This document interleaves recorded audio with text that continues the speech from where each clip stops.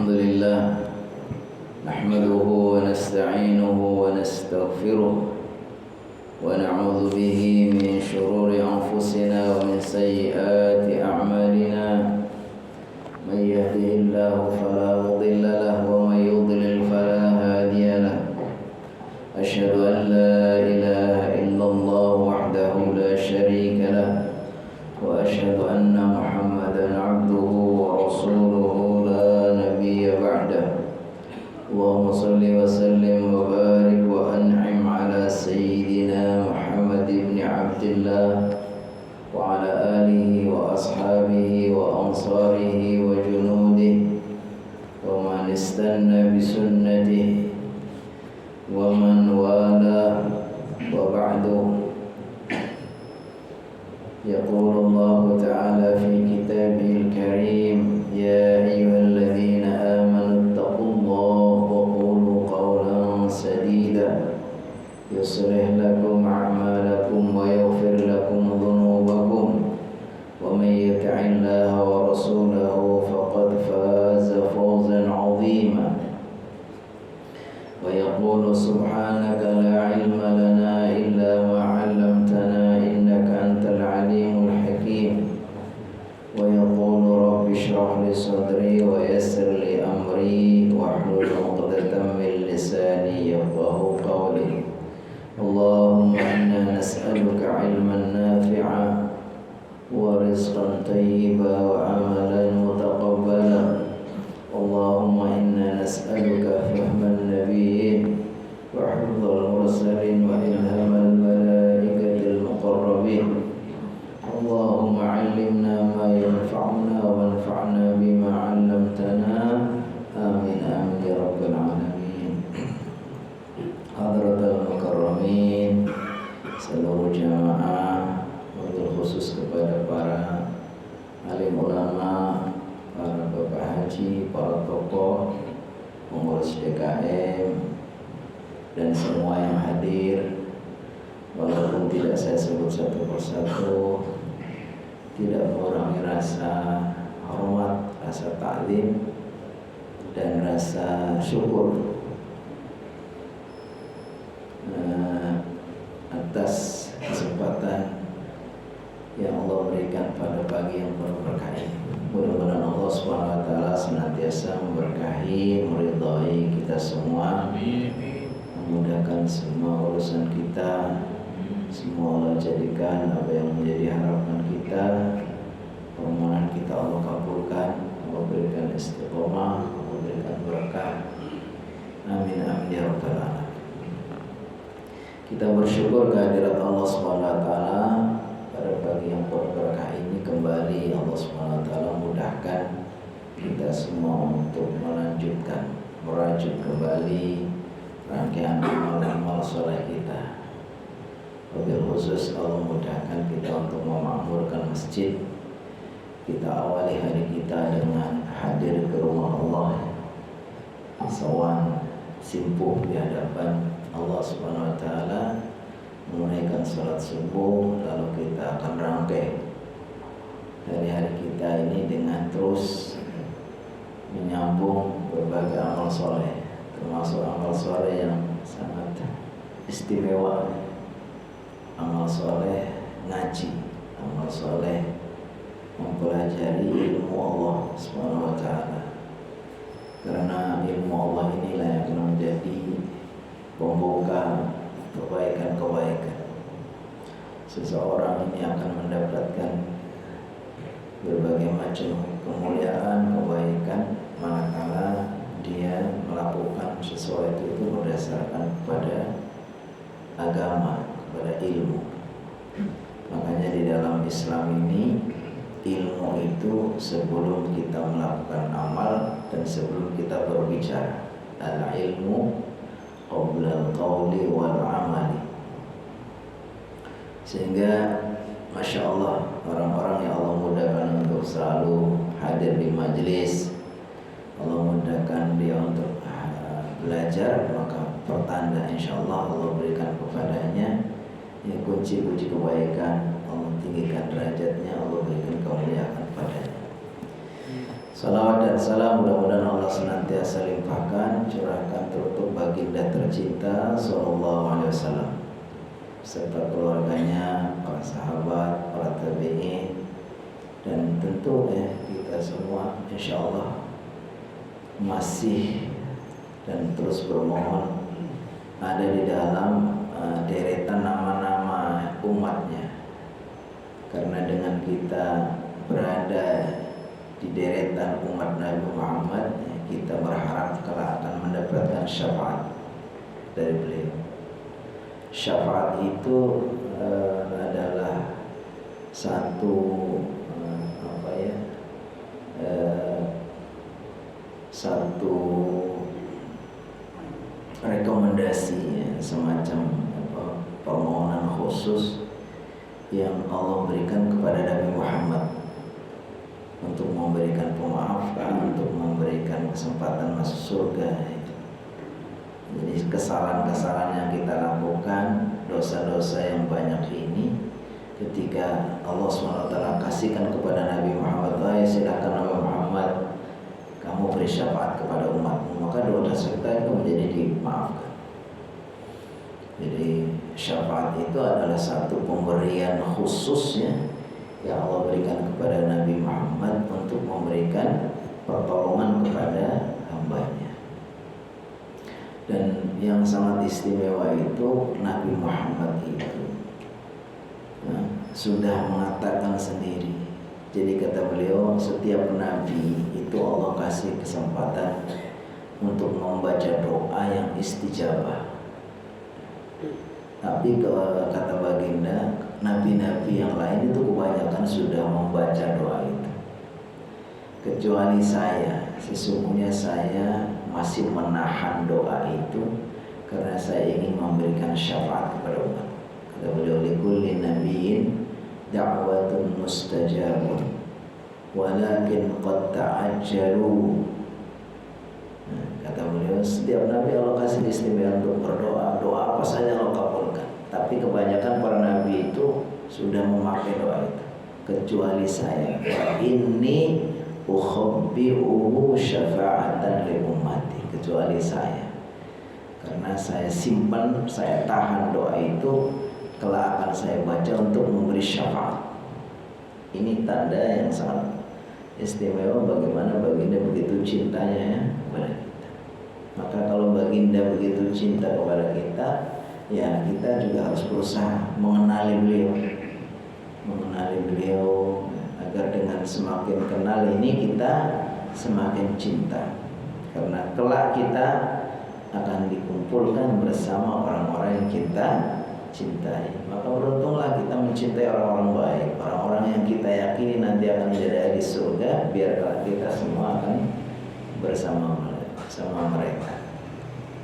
Nah, ini kita sedang mempelajari sirah baginda. Sirah baginda ini ya termasuk adalah cara untuk lebih paham tentang beliau, bagaimana kita dalam beragama supaya mengambil pelajaran dari beliau, termasuk juga akan menumbuhkan rasa cinta yang mendalam kepada beliau, sehingga insya Allah ini akan menjadikan kita semakin cinta kepada beliau. Sampailah kita kepada pembahasan yang ketiga, al-mabhatsul tsalits, ad-da'watu as-sirriyah, dakwah sirriyah, dakwah yang secara sembunyi-sembunyi atau secara rahasia. Jadi setelah kita sebelumnya mempelajari tentang bagaimana saat Nabi Muhammad diangkat sebagai nabi, itu dengan diturunkannya wahyu surat Al-Alaq ayat 1 sampai 5. Wahyu pertama yang menandakan bahwa beliau itu sudah resmi menjadi nabi. Nabi itu orang yang menyampaikan kabar gembira, kabar berita. Jadi kata-kata nabi itu dari kata-kata naba. Naba'un amma yatasaalun 'anil naba'il 'azim. Naba itu artinya berita besar. Berita tentang Allah menciptakan manusia, lalu Allah turunkan ajaran ini, lalu nanti manusia akan dimintai pertanggungjawabannya. Nah, dunia ini nanti akan kiamat, semua akan kembali kepada Allah, itu naba. Jadi seorang nabi itu adalah seorang yang menyampaikan berita besar tentang hakikat kehidupan ini sampai dari nanti dan dari kehidupan ini sampai di akhir. Kemudian Nabi Muhammad SAW disusuli juga mendapatkan wahyu berikutnya, yaitu surat Al-Mudaththir. Ya ayyuhal muddaththir qum fa'anzir wa rabbaka fakabbir wa thiyabaka fatahhir war rujza fahjur wa la tamnun tastakthir. Nah, ayat berikutnya atau surat Al-Mudaththir ini menandakan bahwa Nabi Muhammad SAW itu sudah menjadi seorang rasul, sesudah menjadi nabi dan juga sudah menjadi seorang rasul. Kalau nabi itu setiap orang yang Allah perintahkan untuk menyampaikan wahyu, tetapi belum tentu wahyu itu baru, ya. Bisa jadi wahyu itu adalah melanjutkan dari nabi sebelumnya. Tapi kalau rasul itu ajarannya memang baru. Allah perintahkan kepadanya satu risalah, wahyu, risalah, kemudian Allah perintahkan untuk menyampaikannya, dan wahyu itu baru untuk dia dan semua orang yang mengikutinya. Tapi kalau nabi baru boleh jadi dia turun dengan atau sejaman dengan nabi yang lain, menyampaikan wahyu dari Allah SWT sama dengan nabi-nabi sebelumnya. Nah, setelah Nabi Muhammad SAW menerima perintah untuk menyampaikan dakwah, itu dalam surat Al-Mudaththir, ya ayyuhal muddaththir, wahai hamba yang berselimut, wahai seseorang yang berselimut. Nah, jadi Nabi Muhammad SAW dipanggil sesuai dengan kondisinya. Ketika beliau dalam keadaan berselimut karena menggigil ketakutan setelah mendapatkan wahyu yang kedua, melihat malaikat dalam wujud yang aslinya, begitu ketakutan. Lalu Allah seru, wahai orang yang berselimut, qum fa'anzir, bangkitlah dan berikanlah peringatan. Nah, ini sebagai bukti bahwa Nabi Muhammad SAW ini sudah diangkat menjadi rasul dan beliau diperintahkan untuk berdakwah. Maka segeralah beliau ketika ada perintah qum fa'anzir, bangkitlah dan berikanlah peringatan. Wa rabbaka fakabbir, dan kepada Tuhanmu maka agungkanlah. Jadi diperintahkan untuk fokus bahwa yang menjadi tujuan utama berdakwah itu adalah Allah SWT. Wa rabbaka wa thiyabaka fatahhir, maka pakaianmu sucikanlah. Apakah Nabi Muhammad SAW pakaiannya sebelumnya tidak suci? Bukan, tapi maksudnya bagaimana seorang yang Allah perintahkan untuk menyampaikan dakwah itu memang dia harus menjadi teladan, harus bersih secara lahir maupun secara batin, karena Allah SWT tidak akan menerima kecuali yang bersih. Innallaha thayyibun la yaqbalu illa thayyiban. Kita mau menghadap Allah diperintahkan untuk bersih, bersih secara lahir dan secara batin, ya. Secara lahir dengan membersihkan pakaian tempatnya dan pakaian dan tempat dan badan kita. Secara batin kita membersihkan diri dari hadas dan juga dari najis. Kemudian warujza fahjur, maka berbagai macam berhala, penyembahan kepada berhala, berbagai macam kebatilan, khurafat, kemudian fahjur, maka tinggalkanlah. Nah, ini ayat-ayat ini yang turun kedua setelah beliau itu mengalami panjang, ya, tidak turun wahyu, lalu turun wahyu yang kedua ini surat Al-Mudaththir, maka beliau sudah resmi menjadi seorang rasul yang diperintahkan untuk berdakwah. Nah, lalu di dalam berdakwah Nabi Muhammad SAW itu punya strategi caranya. Jadi beliau, apakah ini memang merupakan ide dari beliau sendiri, ide dalam artian beliau yang punya pemikiran, apakah ini memang petunjuk dari Allah secara langsung. Beliau melakukan dakwah dengan cara sirriyah, yaitu dakwah bersembunyi-sembunyi. Kebanyakan apa yang diambil oleh baginda SAW adalah petunjuk Allah. Jadi memang Allah SWT mengarahkan dakwah seperti ini. Tapi boleh jadi juga bahwa ini adalah strategi. Pokoknya kita membaca sirah tentang Nabi Muhammad SAW ketika mau perang Badar, itu ternyata beliau itu punya strategi menempatkan, yaitu membuat markas atau membuat camp pasukan itu ada di belakang sumur Badar posisinya. Jadi pokoknya sumur Badar di depannya, kemudian pasukan umat Islam ini base campnya itu di sini, posnya di sini buat pertahanannya di situ. Lalu ada seorang sahabat bertanya, "Ya Rasulullah, apakah pilihan tempat di sini merupakan ide strategi perang dari baginda atau petunjuk dari Allah?" Ditanya, sahabat ini paham. Kalau memang ini ketentuan dari Allah, ya kita udah sami'na wa ta'na. Tapi kalau strategi sisi kemanusiaannya, beliau sebagai seorang manusia, Nabi juga manusia. Maka sahabat bertanya, Rasulullah SAW, nah ini memang ini perintah dari Allah, kita mau menempatkan pasukan di sini atau ide baginda? Ternyata kata beliau, ini strategi saya saja. Lalu sahabat mengatakan, ya Rasulullah SAW, kalau memang strategi dari baginda, boleh nggak saya usul? Bagaimana kalau penempatan pasukan ini di depan sana, di depan sumur Badar?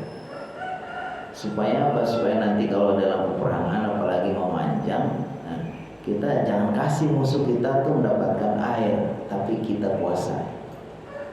Bagaimana baginda SAW ketika diusuli itu? Beliau mau. Jadi memang ada hal-hal yang memang sifatnya langsung petunjuk dari Allah, yang sifatnya sami'na wa ta'na, tapi ada juga beliau itu punya sisi hal yang manusianya ada. Sebagai seorang pemimpin, ya, dia mau mendengarkan apa yang menjadi usulan anak buahnya, itu merupakan bagian dari kemuliaan baginda SAW. Nah, termasuk dakwah sirriyah ini tidak dijelaskan apakah memang perintah Allah kepada Nabi untuk menyampaikan dakwah itu secara sembunyi-sembunyi atau memang strategi beliau aja. Tapi dua-duanya apa yang disampaikan oleh Nabi itu semua adalah memang sesuatu yang baik, ya. Karena Nabi Muhammad SAW itu maksum. Maksum itu ketika dia melakukan sesuatu dan dia dalam kesalahan, itu biasanya beliau selalu, ya, mendapatkan petunjuk dia. Karena maksum itu artinya terjaga. Nah, termasuk beliau di sini disebutkan bada Rasulullah SAW dakwatahu sirran. Baginda Nabi Muhammad SAW memulai dakwahnya secara sembunyi-sembunyi, secara sirran. Wa kana minat tabi'i an yatahaddasa ma'al saqin nasi bihi min ahlihi wa asdiqaihi. Adalah suatu tabiat yang wajar, ya, kalau beliau itu kemudian menyampaikan dakwahnya, menyampaikan ajakannya ini kepada orang-orang yang paling dekat dari keluarganya dan sahabat-sahabatnya. Ya, karena memang menyampaikan dakwah yang begitu mulia, yang begitu agung, tapi ini dianggap sebagai sesuatu yang rahasia. Makanya orang kalau menyampaikan rahasia, paling memungkinkan yang perlu disampaikan dulu adalah orang-orang yang paling dekat dulu. Jadi beliau sampaikanlah dakwah ini secara diam-diam, sembunyi-sembunyi kepada orang-orang yang paling dekat, baik dari keluarganya, ya tentunya istrinya, kemudian anak-anaknya, kemudian kepada sahabat-sahabatnya. Wa man yatawassamu fihi al-khaira mu'tamidan tariqal istifa wal ikhtiyar. Sambil beliau juga mencari orang-orang yang di situ punya potensi untuk mempunyai kebaikan. Jadi beliau milih-milih. Jadi ada sahabat-sahabat dekat beliau juga tidak semua langsung semuanya, tapi dipilih-pilih. Fa'ajab Rasulullah SAW, lalu kemudian merespon, menjawab, mengiyakan kepada ajakan Nabi Muhammad SAW untuk menjadi Muslim adalah beberapa. Fi muqaddamati di antaranya tokoh-tokoh utamanya. Ini nanti akan dijelaskan beberapa orang yang dianggap sebagai as-sabiqun al-awwalun, orang-orang yang pertama-tama kali masuk Islam, orang-orang yang pertama-tama merespon, setuju menerima dakwah Nabi Muhammad SAW. Nah, jadi beliau itu memilih orang-orang yang kira-kira nanti ketika dia sudah menjadi seorang Muslim mengikuti dakwah beliau itu memang punya potensi.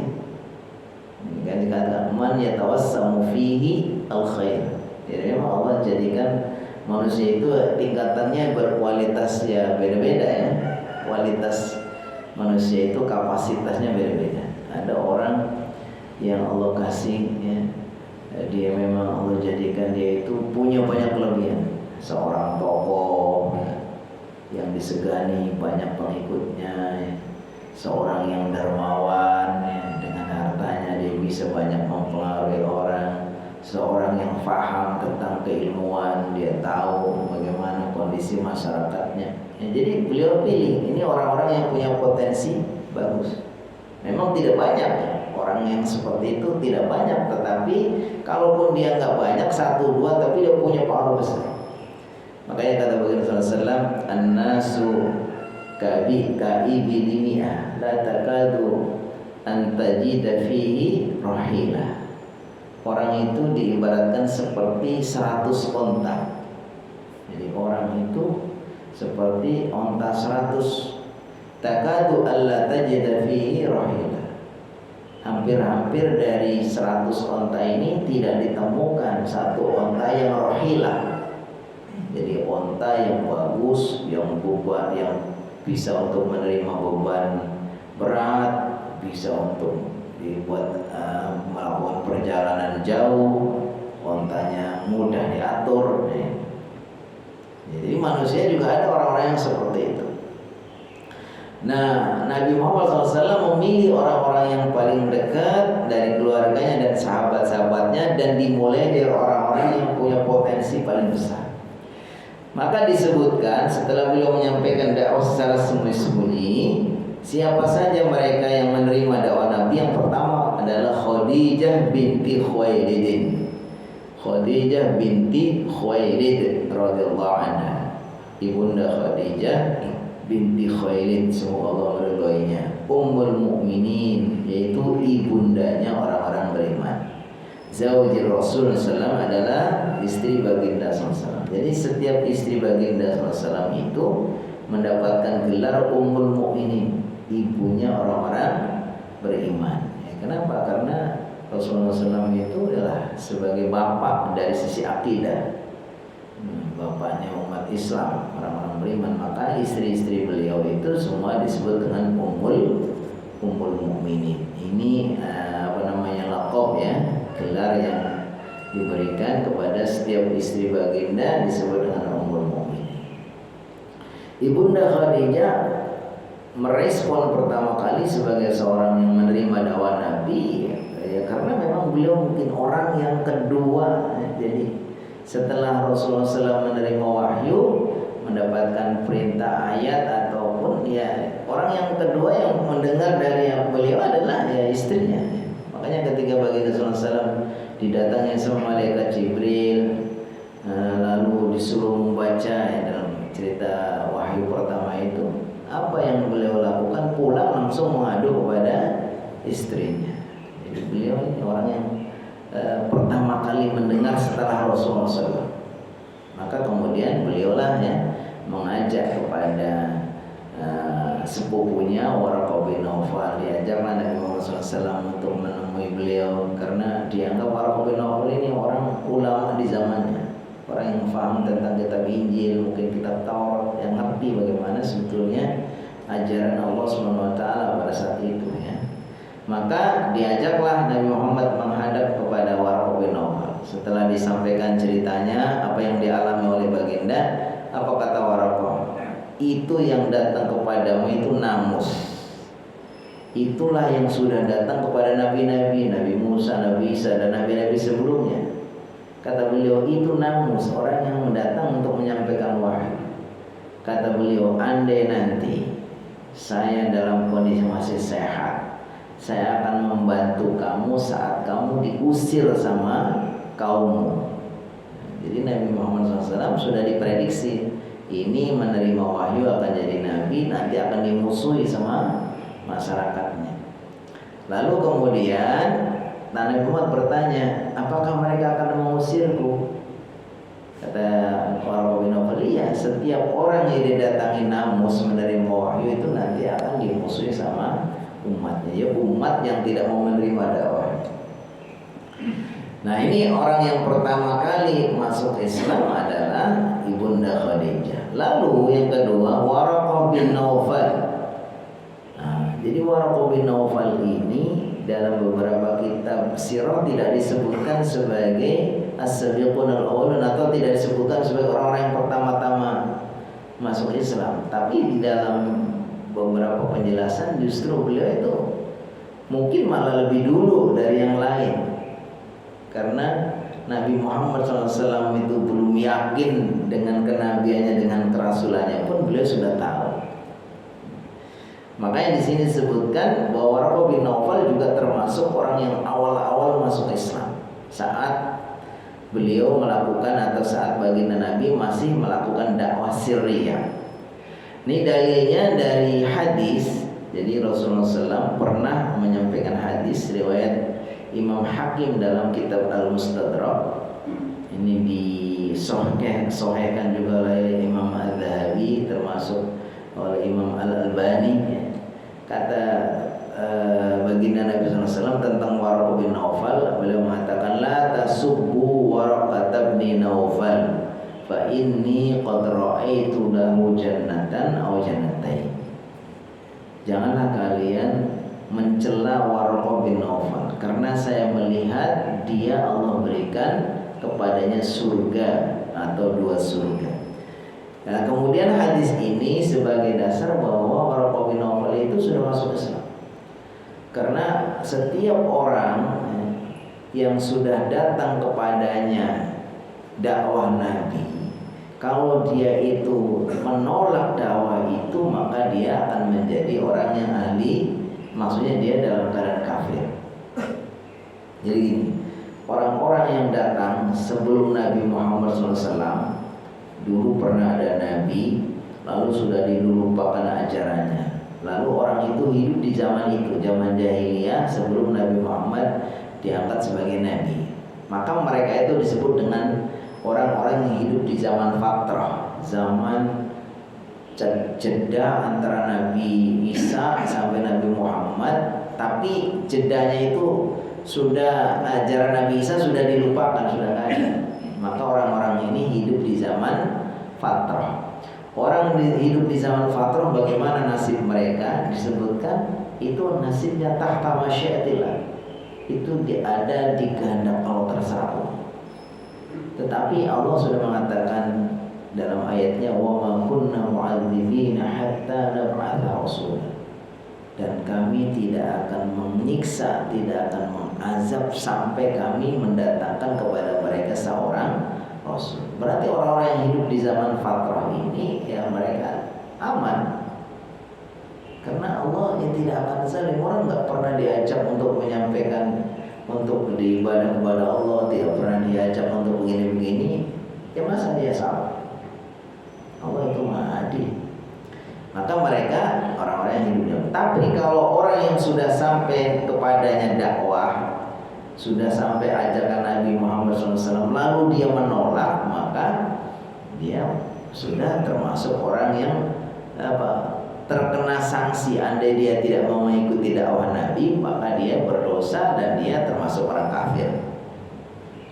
Maka Waraqah bin Naufal ketika Rasulullah SAW mengatakan dia sudah menjadi atau sudah mendapatkan surga, ini pertanda bahwa Waraqah bin Naufal itu sudah masuk Islam. Hanya saja disebutkan di sini Ibnu Katsir mengatakan, qala Ibnu Katsir wa tuwfiya ba'da hadhil qissah biqalil. Ya, kenapa rekam jejaknya tidak diceritakan seperti sahabat-sahabat yang lain? Karena Waraqah bin Naufal itu meninggal tidak lama setelah Nabi Muhammad diperintahkan untuk berdakwah, atau Nabi Muhammad diangkat jadi nabi, jadi rasul. Tidak lama kemudian Waraqah bin Naufal itu meninggal. Bahkan disebutkan ketika Nabi Muhammad SAW bersama ibunda Khadijah menghadap beliau itu sudah tua, sudah buta, ya kan? Sehingga disebutkan di sini oleh Ibnu Katsir, ya, beliau itu tidak lama umurnya, tetapi beliau termasuk orang-orang yang di awal-awal masuk ke dalam agama Islam berdasarkan hadis ini. Fa inna mithla hadzal ladzi sadara anhu tasdiqun bima wajad wa imanun bima hasal wa niyatun salihatun lil mustaqbal. Kenapa Waraqah bin Naufal ini istimewa sampai dia mendapatkan surga dan dianggap orang yang pertama-tama awal masuk Islam? Karena orang ini adalah orang yang begitu datang Nabi Muhammad SAW diajak oleh Ibunda Khadijah, dia langsung tasdik, dia percaya, oh inilah yang ditunggu-tunggu, inilah yang akan menjadi nabi. Wa imanun bima hasal, dan dia itu langsung beriman, maksudnya inilah nabi.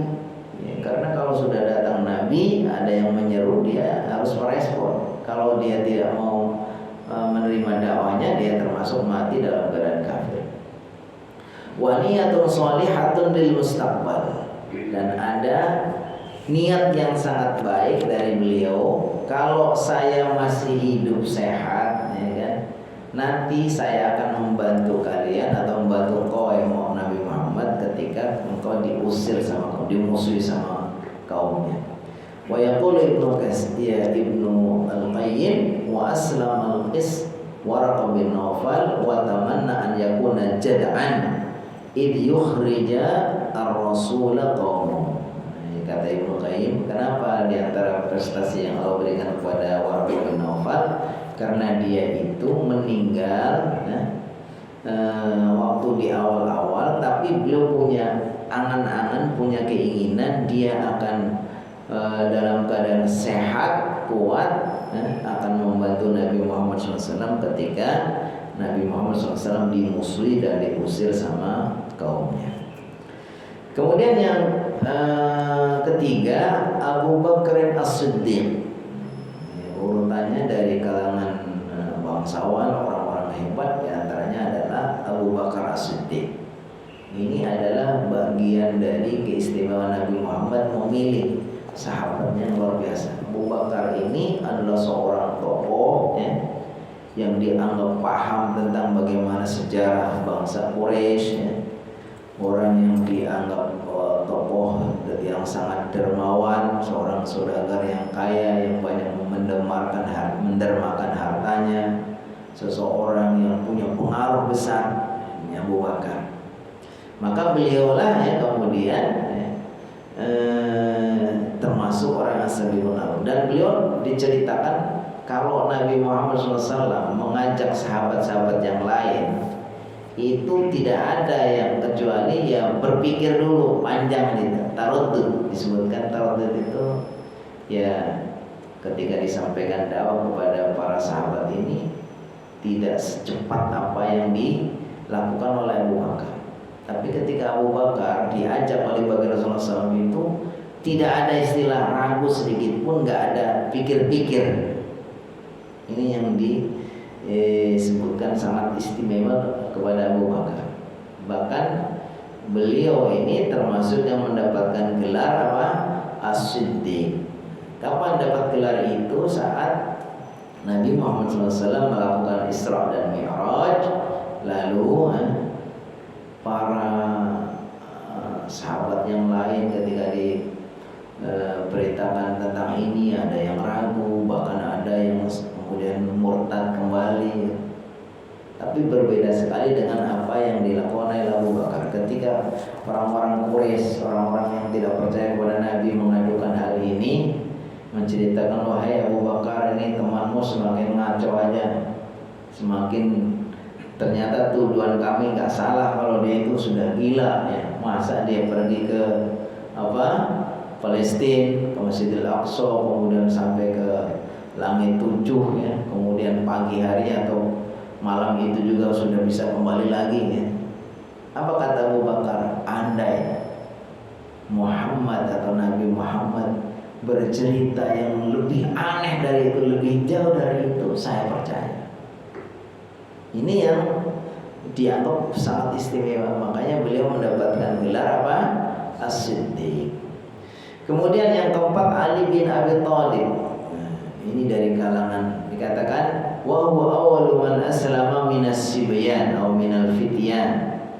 Dialah orang-orang yang pertama kali masuk Islam dari kalangan anak-anak. Ada yang meriwayatkan umurnya kurang lebih 10 tahun saat itu.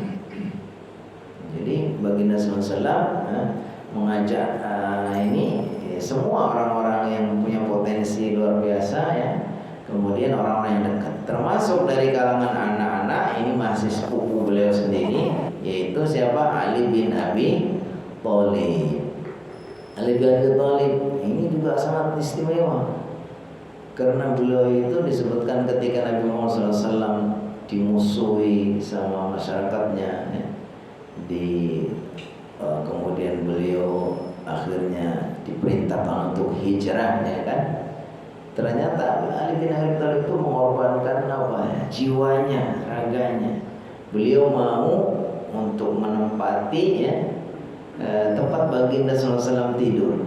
Padahal tahu ya Nabi Muhammad SAW itu sedang terancam atau sedang dikejar-kejar, sedang diintai bagaimana untuk dibunuh mungkin ya kan. Tapi baginda SAW ketika beliau pergi, justru Ali bin Abi Thalib itu menempati tempat itu. Ini pengorbanan yang luar biasa. Kemudian yang kelima, Zaid bin Harithah maula Rasulullah SAW. Zaid bin Harithah itu dari kalangan hamba saya yang sudah menjadi maula. Jadi Zaid bin Harithah, Zaid anak dari Harithah, maula. Maula itu adalah orang yang dulunya hamba saya lalu dibebaskan, dimerdekakan. Jadi hubungan antara hamba yang sudah dimerdekakan dengan orang yang memerdekakan itu disebut dengan maula. Jadi Nabi Muhammad SAW kemudian memerdekakan Zaid ini, Zaid bin Harithah. Lalu Zaid bin Harithah ini anaknya Harithah dari kalangan orang Quraisy juga, orang bangsa Arab juga, yang kemudian setelah ayahnya Harithah ini tahu bahwa Nabi Muhammad SAW itulah yang mengambil dia ada bersama beliau. Lalu bapaknya datang bilang, wahai Zaid, kamu mau ikut saya atau tetap bersama Nabi Muhammad SAW? Ternyata Zaid ini milih saya, ikut milih kepada Nabi Muhammad SAW. Karena saking baiknya Nabi Muhammad SAW ya, sampai beliau itu sama ayahnya pun ya lebih memilih kepada Nabi Muhammad SAW. Sampai disebutkan bahwa Zaid bin Muhammad, saking karena punya kedekatan yang khusus. Jadi ini disebutkan ada lima yang dianggap sebagai as-sabiqun al-awwalun ya, yang sudah ditentukan atau berdasarkan kepada ya golongan. Kalau Ibunda Khadijah dari kalangan para ummahat. Kemudian kalau Waraqah bin Naufal tentu ini khusus dari kalangan pendeta, dia seorang pendeta, seorang pendeta Nasrani. Abu Bakar dari kalangan bangsawan, dari kalangan pemuda. Ali bin Abi Thalib dari kalangan hamba saya adalah Zaid bin Harithah. Tapi dari semua ini, amma awwalu min hadhi awwalu man amana bihi mutlaqan fa aktsarul aqwal bal yakadu yakunu ijma'an annahu khairun. Dari semua orang-orang yang paling awal masuk Islam ini secara mutlak ya, yang tidak diragukan lagi, yang awalnya awal adalah Ibunda Khadijah. Wa qad nashata haula'i as-sabiquna fi da'wah ila Allah sirran. Nah, dan orang-orang ini setelah direkrut untuk menjadi seorang muslim berdakwah mereka sudah menjadi seorang muslim, ternyata mereka itu orang-orang yang sangat rajin untuk menyampaikan dakwah berikutnya. Maksudnya dia itu juga setelah didakwahi dia jadi muslim mengajak yang lain. Faqad aslama ala yadi Abi Bakr as-Siddiq jam'un minas sahabah. Yang hebat banget adalah apa yang dilakukan oleh Abu Bakar as-Siddiq radhiyallahu anhu.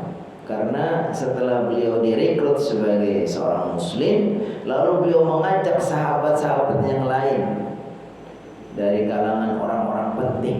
Di antaranya siapa yang masuk Islam diajak oleh Abu Bakar, ini disebutkan Utsman bin Affan. Wah, ini seorang yang saudagar, kaya ya, kalangan bangsawan yang sangat disegani, lalu sudah ikut kepada Abu Bakar. Ini merupakan aset yang luar biasa. Zubair bin Awam, kemudian Abdurrahman bin Auf, masya Allah, ini sahabat-sahabat besar yang luar biasa. Sa'ad bin Abi Waqqas, Talhah bin Ubaidillah. Wa haula'il khamsah alladzina aslamu ala yadi Abi Bakr as-Siddiq. Ini 5 orang hebat ini, Utsman bin Affan, Zubair bin Awam, Abdurrahman bin Auf, Sa'ad bin Abi Waqqas, Talhah bin Ubaidillah ini masuk Islam karena apa? Dakwahnya Abu Bakar. Ini luar biasa. Hum min asyaratil mubasysyirina bil jannah. Dari 5 orang ini nanti akan termasuk dari 10 orang yang mendapatkan kabar gembira menjadi ahli surga. Ya, ada 10 sahabat yang dijamin masuk surga atau mendapatkan berita dari Rasulullah SAW mereka akan menjadi ahli surga. 5 orang itu ternyata direkrut sama Abu Bakar. Ya memang namanya hidayah ya, itu Allah lah yang punya. Tapi upaya yang dilakukan manusia ini Allah juga kasih harga, Allah kasih apresiasi. Dan makanya dikatakan dalam hadis Rasulullah SAW mengatakan la ayyahdiyallahu bika rajulan wahidan khairun laka min humrin ni'am. Sungguh andai dengan dakwahmu seseorang mendapatkan hidayah itu lebih baik bagimu daripada unta merah. Jadi hidayah itu hakikatnya Allah yang memberi. Tapi upaya dakwah kita ini sebagai wasilahnya ini Allah SWT kasih penghargaan. Kalau kita dengan upaya dakwah kita memasukkan orang ke dalam agama Islam, maka itu lebih baik daripada unta merah. Dalam riwayat lain lebih baik daripada dunia dan seisinya. Kenapa? Karena ya begitu mulianya orang berdakwah. Dan ternyata apa yang dilakukan oleh Abu Bakar ini bukan sekedar dia orang-orang yang hebat banget ya. Karena nih orang-orang hebat banget ini nanti juga akan mempunyai kualitas Islam yang luar biasa. Ya kan? Sampai mereka 5 orang itu kelak akan menjadi orang-orang yang diberikan kabar gembira sebagai ahli surga. Wa kana min awail muslimin. Ya, termasuk juga orang-orang yang di awal-awal selain ini disebutkan Abu Ubaidillah ibn al-Jarrah, ini juga sahabat yang awal-awal. Wa Abu Salamah wal Arqam bin Abil Al-Qar. Arqam dia adalah seorang sahabat yang sekaligus rumahnya dibuat sebagai markas untuk dakwah Nabi Muhammad SAW. Waktu zaman dakwahnya sembunyi-sembunyi itu mereka berkumpul di situ, lalu dibacakan ayat-ayat kayak pengajian gitu. Itu di rumahnya Al-Arqam bin Abil Arqam. Wa Utsman bin Mad'un, Utsman bin Mad'un wa akhuhu Abdullah wa Sa'ad wa ghairuh. Jadi ini termasuk orang-orang yang dianggap sebagai as-sabiqun al-awwal. Kalau dalam Al-Qur'an dikatakan was-sabiqun al-awwaluna minal muhajirin, orang-orang yang ada di awal-awal dari kalangan muhajirin dan ansar, walladzina tabauhum bi ihsanin, dan orang-orang yang mengikuti mereka radhiyallahu anhum wa radwan. Allah ridho kepada mereka dan Allah berikan surga. Di orang-orang as-sabiqun al-awwal ini memang orang yang sangat istimewa. Saya bacakan sedikit lagi. Wa jami'u haula aslamu sirran. Semua orang-orang tadi yang istimewa-istimewa tadi, aslamu masuk Islam sirran, dalam keadaan sembunyi-sembunyi. Jadi dakwah Nabi Muhammad SAW ketika masih sembunyi-sembunyi, justru mereka sudah masuk Islam orang-orang hebat ini. Wa kana yastami'u bihim ar-rasul, lalu Rasulullah SAW berkumpul sama mereka mukhtafiyan, dalam keadaan sembunyi-sembunyi, yatlu alaihim ma yunzalu alaihi minal wahyi, lalu dibacakan kepada mereka wahyu-wahyu yang Allah turunkan, wa yurshiduhum ila din, dan Allah dan Rasulullah SAW memberikan petunjuk. Jadi pengajiannya, dibacakan ayat-ayatnya itu secara sembunyi-sembunyi. Disebutkan diantaranya di rumahnya Al-Arqam bin Abi Al-Arqam. Nah, ini berlaku kurang lebih 3 tahun. 3 tahun Nabi Muhammad SAW berdakwah sampai nanti disebutkan ketika pamannya Hamzah bin Abdul Muttalib masuk Islam, lalu disusul sama Umar bin Khattab, kemudian disusul oleh 2 sahabat ini yang dianggap tokoh, disegani, yang sangat memberani. Lalu dakwah Syriah ini, dakwah secara sembunyi sudah ditinggalkan. Dalam artian mereka udah terang-terangan. Bahkan Umar bin Khattab ini ya terang-terangan, siapa yang mau melawan saya? Umar bin Khattab, kemudian Hamzah bin Abdul Muttalib ini. Setelah itu, mungkin pada tahun ketiga mereka kemudian masuk Islam, lalu selesailah dakwah secara sembunyi-sembunyi. Nah, tetapi masih ada risiko juga setelah dakwah secara terang-terangan juga kemudian ya permusuhan sangat keras. Saya bacakan sekilas ini apa pelajaran yang diambil dari kenapa Nabi Muhammad SAW melakukan dakwah secara sembunyi-sembunyi. Pertama disebutkan li'alla yufaja'a ahlu Makkah bima yuhiju. Pertama, untuk menghindari ya semacam kegaduhan. Karena Nabi Muhammad SAW juga punya perhitungan. Siapapun yang namanya agama itu kan sesuatu yang harus dipertahankan, sesuatu yang betul-betul harus dibela teman-teman. Ketika Nabi Muhammad meyakini bahwa apa yang beliau sampaikan ini bertentangan dengan apa yang menjadi keyakinan masyarakatnya, apalagi masyarakat jahiliyah sangat berpegang teguh kepada adat, maka Nabi Muhammad SAW juga paham kalau langsung begitu terang-terangan itu akan menjadi masalah. Ini bagian dari strategi, dan strategi ini kadang lebih penting daripada materi. Jadi makanya kata pepatah, at-tariqatu ahammu minal maddah. Cara, metode itu kadang-kadang lebih penting dari materi. Materinya bagus, nggak ada orang meragukan tentang kebenaran, kemuliaan, kebaikan. Makanya kita menyampaikan Islam, ya kan, dakwah kan sesuatu yang sangat mulia, sesuatu yang sangat bagus. Tapi ketika kita menyampaikannya caranya tidak tepat, ini masalah. Dan ternyata itu teladan dari Nabi dalam berdakwah ini. Baginda SAW punya cara ya. Di awal-awal itu sirriyah dulu. Nah, ini pelajaran juga untuk kita. Kita menyampaikan dakwah itu di samping kita memperhatikan sisi yang paling penting materinya, tapi kita juga tidak boleh abai kepada cara. Karena kalau caranya salah ini akhirnya malah menjadi masalah. Kita menyampaikan dakwah yang sangat mulia ini, akhirnya malah mereka tidak mau menerima.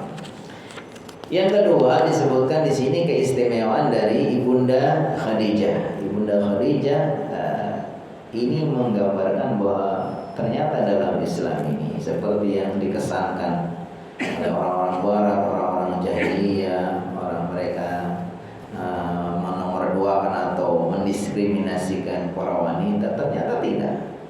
Justru orang yang pertama kali merespon, menerima dakwah Nabi Muhammad SAW adalah istri beliau, seorang wanita. Inilah menunjukkan bahwa kemuliaan dalam Islam ini ya tidak berdasarkan gender gitu kan. Inna akramakum indallahi atqakum. Ternyata seorang wanita pun punya peran yang sangat penting ya, di dalam perkembangan Islam. Sampai di sini kemuliaan yang didapat dari Bunda Khadijah itu pertama ya karena beliau seorang wanita yang pertama kali menerima dakwah Nabi Muhammad sallallahu alaihi wasallam. Pelajaran yang ketiga tentang juhudu Abu Bakar As-Siddiq. Bagaimana kesungguhan dan peran yang sangat penting Abu Bakar Siddiq. Makanya kemudian Nabi Muhammad SAW itu akhirnya setelah wafatnya beliau itu karena beliau wafat tidak berpesan khusus siapa yang menggantikan saya, tapi akhirnya para sahabat paham orang yang paling baik di saat itu, yang paling berhak untuk menggantikan Nabi Muhammad SAW ya Abu Bakar. Menggantikan dari sisi tugas risalahnya dan dari sisi kepemimpinannya, bukan dari sisi kenabiannya, karena ya kenabian itu sudah selesai. Nabi Muhammad itu sudah nabi terakhir, tidak ada lagi nabi sesudahnya. Tetapi bahwa beliau sebagai seorang pemimpin yang mengayomi masyarakat, dia akan menjadi panutan di situ, perlu pengganti orang yang terbaik. Lalu para sahabat menyimpulkan siapa ketika terjadi pro kontra, apakah siapa yang menggantikan beliau, apakah dari kalangan Ansor, apakah kalangan Muhajirin. Ternyata terbersit di dalam hati Abu Bakar. Itu beliau di dalam hati Umar bin Khattab. Ketika baginda SAW meminta Abu Bakar untuk menggantikan menjadi imam sholat. Jadi saat beliau sakit yang sudah tidak lagi menjadi imam, tidak mampu jadi imam, dimintalah Abu Bakar untuk menjadi penggantinya. Lalu kata Umar bin Khattab, andai urusan dunia ini andai urusan agama itu menggantikan posisi jadi imam aja Rasulullah SAW percaya kepada Abu Bakar, masa urusan kepemimpinan ini kita tidak percaya kepada beliau? Lalu disepakatilah Abu Bakar lah orang yang paling berhak saat itu untuk mengganti. Nah ini karena jasa-jasa beliau tadi, sampai 5 orang yang menjadi ahli surga pun ternyata direkrut sama Abu Bakar As-Siddiq. Walaupun memang hidayah itu dari Allah. Man yahdillahu fala mudilla lahu wa man yudlil fala hadiya lahu. Tapi usaha manusia itu ya dihargai sekali. Ini bagian dari keistimewaan Abu Bakar yang bisa mengajak orang-orang istimewa untuk menjadi para pengikut yang awal-awal di dalam agama Islam. Itu barangkali ya sebagai pelajaran dari dakwah sirriyah. Insyaallah nanti kita akan lanjutkan kepada tema berikutnya. Ini yang pelajaran yang kita ambil bahwa di dalam menerapkan dakwah ini perlu strategi. Bukan sekedar yang saya kan menyampaikan kebenaran, kebaikan. Walaupun kebaikan kebenaran juga ketika cara menyampaikannya tidak tepat, ini juga tidak akan berhasil. Wallahu a'lam bishawab. Cukup ya, udah masuk syuruk atau belum? Apakah ada yang mau menyampaikan? Kasih kesempatan. Oh, mari silakan. Terima kasih. Assalamualaikum warahmatullahi wabarakatuh. Waalaikumsalam warahmatullahi wabarakatuh. Akhir-akhir ini negara kita banyak mendapat musibah, termasuk juga di luar sana, misalnya di Israel dan di Palestina itu juga terjadi beberapa musibah.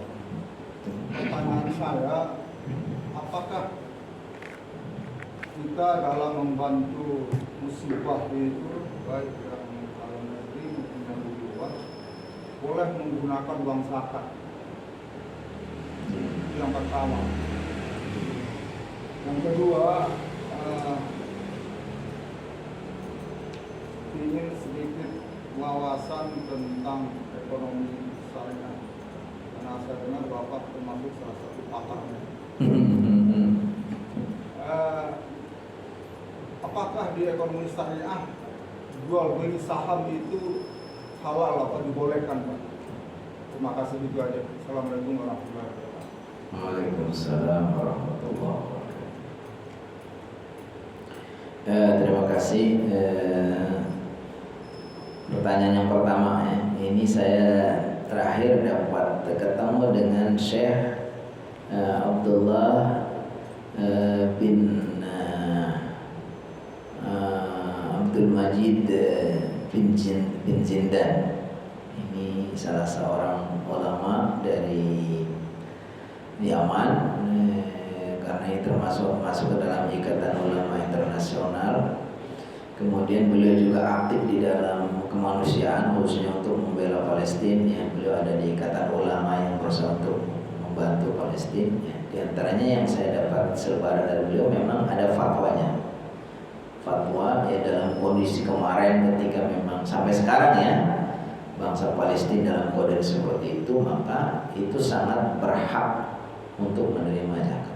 Dari sisi banyak aspek. Pertama, aspek bahwa mereka adalah orang-orang yang dalam kondisi ya sangat butuh pokok rumah sakit. Nah, mereka sudah gak punya apa-apa, rumah gak ada, sudah. Jadi sudah kerjaan gak ada, penghasilan gak ada, dari mana kan? Gak ada istilah orang kaya lagi karena semua apa yang mereka miliki. Jadi mereka dari sisi kefakiran dan kemiskinan pun mereka adalah berhak untuk menerima zakat. Yang kedua, mereka dari sisi andai mereka semua adalah orang-orang yang berjuang, berjihad. Mereka itu kan mempertahankan negerinya, mempertahankan bumi Palestina, mempertahankan kemuliaan Masjidil Aqsa. Ini sebetulnya kita sebenarnya diwakili sama mereka.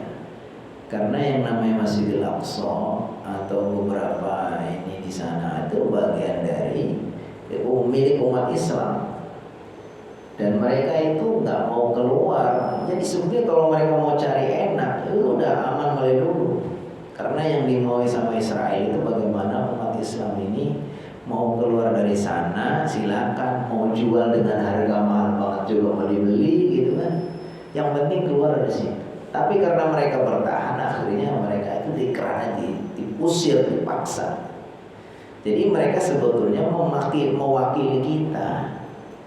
Mereka adalah orang-orang yang di jalan Allah, para pejuang, para mujahid. Apalagi yang tentaranya ya. Dan hampir semua mereka sebetulnya ya, kecuali yang ibu-ibu ini semua yang mereka yang bapak-bapak semua adalah orang-orang yang berjihad ya kan? Sehingga kalau kita lihat dari sisi itu mereka adalah orang-orang yang fisabilillah. Ini juga jadi fatwa itu memang menurut saya bukan nggak usah pakai fatwa yang pakar banget, tapi secara logika kita orang awam pun paham. Terakhir saya tanggal 25 sampai tanggal 25 April sampai tanggal 1 Mei itu saya termasuk diminta dari tim kemanusiaan untuk menjadi pendamping, memberikan donasi ke wilayah-wilayah daerah-daerah yang banyak pengungsi dari Palestina. Waktu itu saya dapat tugas ke Jordan. Selama 8 hari saya ke Jordan. Di sana itu saya menemui beberapa titik camp ya, pengungsian. Di antaranya ada satu camp di Irbid, itu adalah pengungsi dari Gaza. Jadi orang-orang Gaza yang sudah lari ke situ untuk menyelamatkan diri gitu. Ya kita bayangkan kalau kondisinya mereka seperti itu ya sangat berhak. Jadi waktu itu kami diajak oleh lembaga kemanusiaan lalu memberikan sumbangan itu berupa uang awalnya, kemudian itu ngerekrut dari jamaah dari kita dari masjid-masjid, kemudian sana itu disumbangkan dikirim dalam bentuk uang, kemudian diberikan sembako di sana, terus dibagi-bagikan. Jadi yang saya bayangkan mereka pasti sangat berhak ya.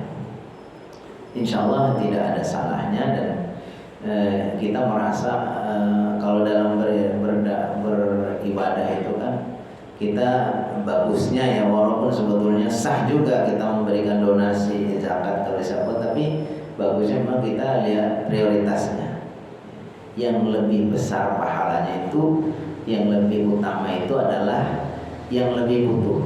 Makanya ada hadis yang mengatakan bahwa kadang-kadang mengutangi itu lebih utama dari memberi.